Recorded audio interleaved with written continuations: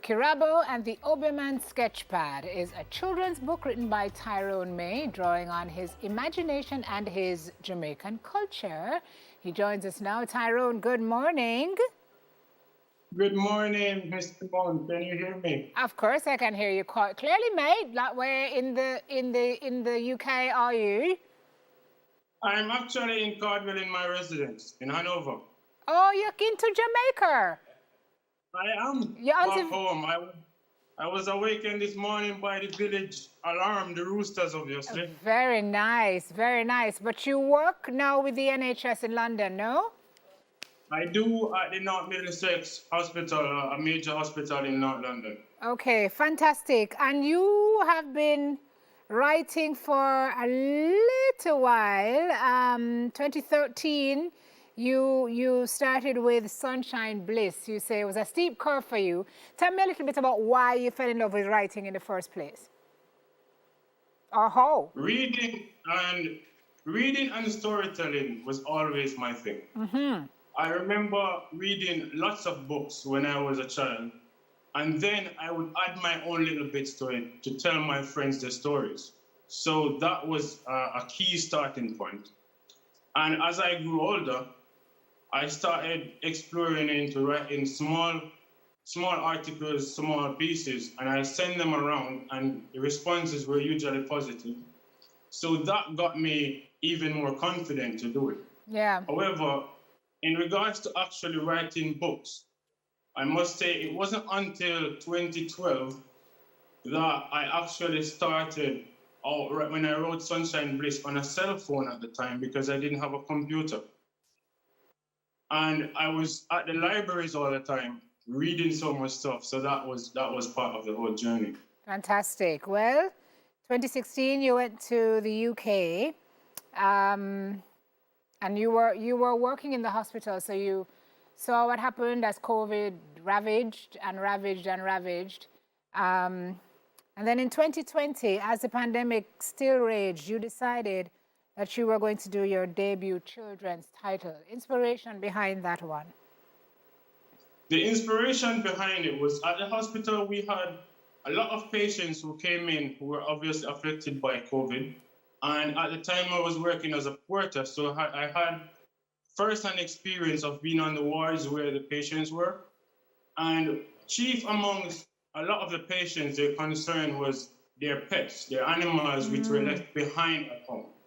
So Furry and the Furry's Frantic Journey was actually a story in regards to that translates for the pets that were left at home by the people who went into the hospital, and then those pets had a situation to get to their owners. So it was just basically that.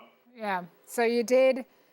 Wow. You were on a roll now. So you went Furry's Frantic Journey, Mule and the Donkey, Bingy and the Seagull, and the reason we're talking today, which is Kirabo, and the Oberman's Sketchpad, which is, well, I'm going to ask you to tell us what it is, but high level. It's a Jamaican folktale about an 8-year-old boy who has several encounters with a greedy, manipulative Obeah. I find it interesting too, Tyrone, that you've created your own imprint now to represent your books. That's fantastic. Congratulations on that. Thank you. And then I note your acknowledgements. You dedicate this book to a very important person who you called your Black heroine. Talk to me about that before we get into the book. The foundation of everything, my mother. Not to say my father isn't important, but I grew up with my mom in a single parent household in Cardwell. I am the third child of 4, and everything that I'm doing now, I owe it to her.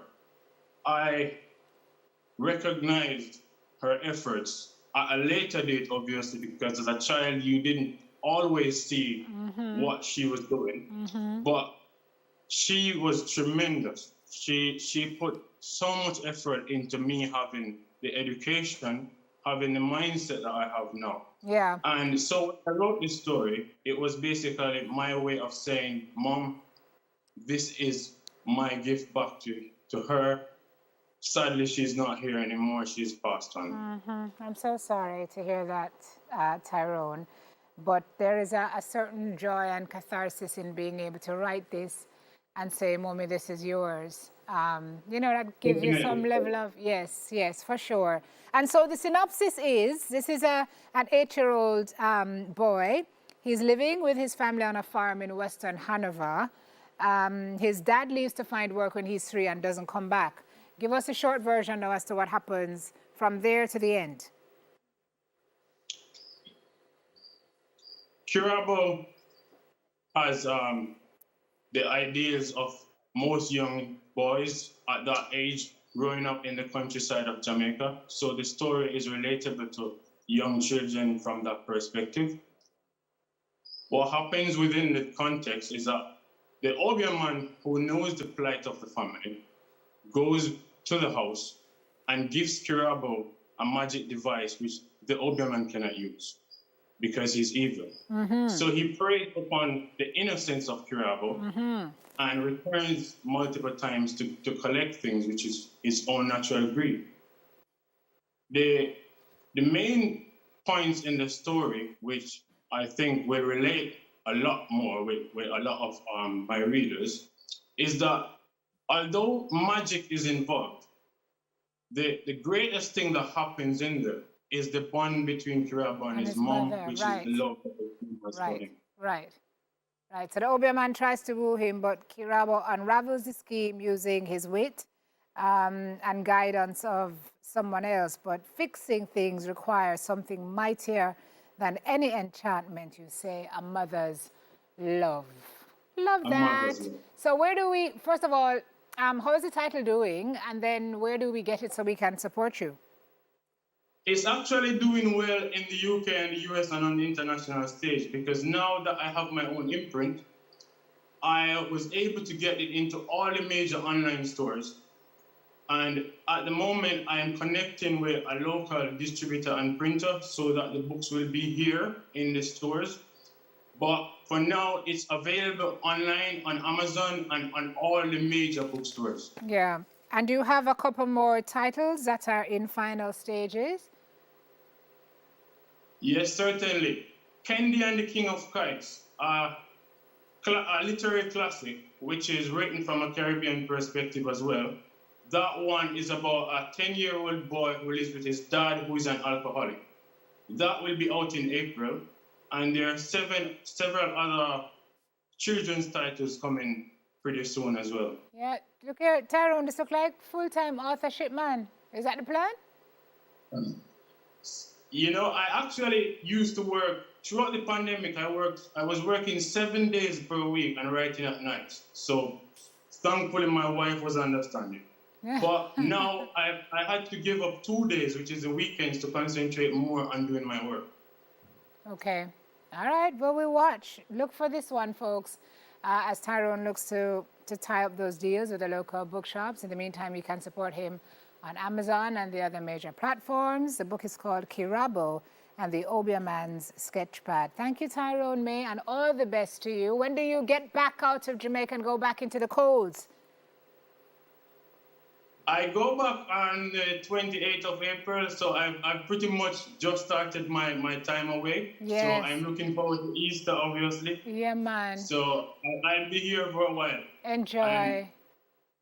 I'll definitely enjoy. Yes. It's always good coming back to the community. Absolutely, because that's where your motivation is. You come back, you fill up with gas, and you go back again until it runs out, and then you come back again and you fill up. We know how it goes, Tyrone. Thank you so much.